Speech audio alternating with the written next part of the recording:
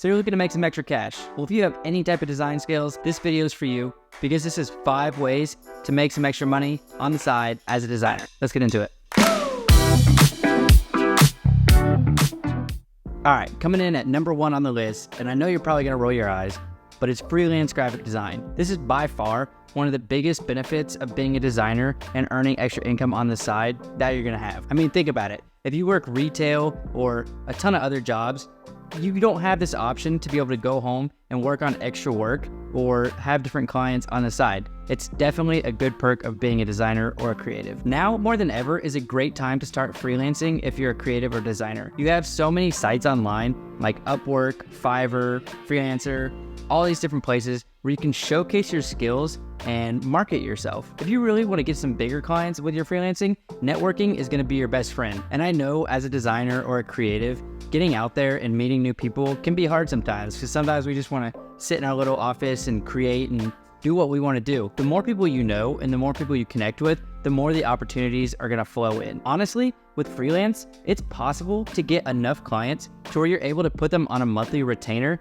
and you can just ditch the whole 9 to 5 altogether and you can be your own boss, which would be pretty dope. Although that's risky, there's so many creatives out there who are able to make this work, and it's definitely something you should try if you're interested in. All right, so number 2 and number 3 are gonna be a little similar, but they definitely have some nuances to them, so pay attention. For number 2, we have sell digital products. Again, with the internet, this is the best time in history for creatives to make their own money. With platforms like Creative Market, Etsy, Shutterstock, etc., there's so many places where you can make digital assets to sell online. When it comes to digital assets, there's so many different types of things you can get into as a creative. The best part about digital assets is the passive income opportunity. You only need to make these one time and you can list them on whatever creative market you want to, and people will continue to buy these and you don't have to worry about shipping or handling or any type of production whatsoever. The list goes on and on of what you can do. I mean, I've seen people do digital calendars, digital stickers, social templates, fonts. I mean, seriously, if it's something digital,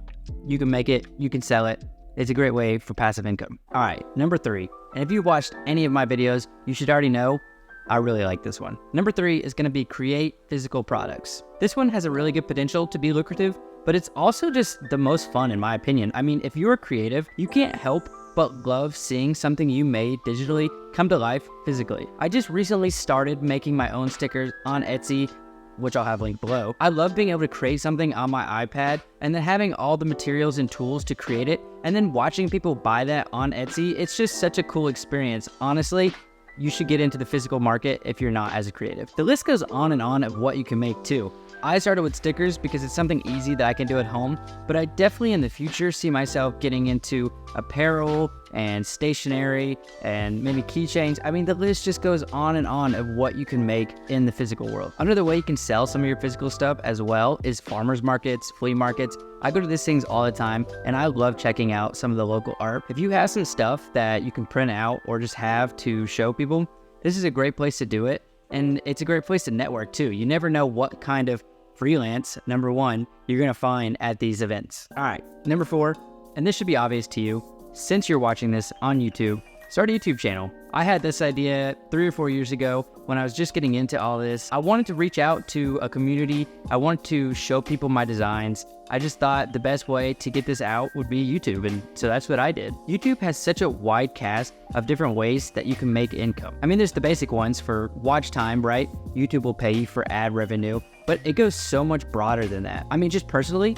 I've had people reach out to me to do logos, to do illustrations, do one-on-ones, all different types of things. Not only that, but I just told you guys about number 2 and 3, selling things physically and digitally. YouTube's a great way to post these links and just let people know that they even exist. I mean, yeah, you can make this stuff, but how are people gonna buy it if they don't know it exists? So this is a great way to do free marketing. Now my channel is still growing, so I personally haven't had this opportunity yet, but I know that there's a ton of money in marketing to go around for advertising. I mean, how many times have you seen in a creative video something being sponsored by Squarespace, Envato Element, Shutterstock? I mean, the list goes on and on. Not only is YouTube a great place to try to earn some extra cash, But if you're just getting into being a creative, or maybe you've been doing this forever, it's a great place, like I said, to just let people know you exist and also tighten up your skills. Sometimes I have no idea what I want to do for a video, so I'll just try something new and upload it to YouTube. Yes, you may earn some extra money on the side, but I think starting some type of outlet like this as a creative is going to grow so much of you, and it's definitely something I would recommend. Obviously, because it's something I do every Sunday, which you should definitely subscribe if you're liking this content. All right, number 5, I saved this one for last because I definitely think it's the most involved, but if you do it right, it's got a huge earning potential, and that's going to be offering online courses. If you think about some of your favorite creatives, I guarantee if they're big, they have some type of course they have to offer, and they should. They're known for being one of the best in whatever discipline that they're doing. Why would you not want to pay money to learn to be like them? Now, this one kind of relies on some of the other points I made earlier in the video, but if you're able to acquire some type of audience and people know who you are, you're going to have no problem selling some type of online course. Like I said at the beginning, this one is going to be difficult. People are going to need to know who you are, and you're going to need to be really good at something you do in order for them to pay to learn from you how you're doing this. Is this impossible? Absolutely not. I know so many creatives who are able to take their skills and turn this into a passive income stream with these courses. I mean, honestly, with my illustrations, I'm hoping one day to be able to build a course that you guys can sign up for and learn how I do my different type of styles. Well, guys, those are the 5 things I think as a designer you can use to create some passive income or even supplement your full-time income. I know a lot of these are pretty obvious, honestly, but there's a reason they're so obvious. They work, and you see other creatives doing it, and there's no reason you can't do it either. If I left out any obvious ones, or you guys have any questions about them, leave them for me in the comments, and I'll address it, and maybe we'll come out with a part 2. Well, guys, I appreciate you being here, and if you liked the video, you already know what to do. Until the next one, peace.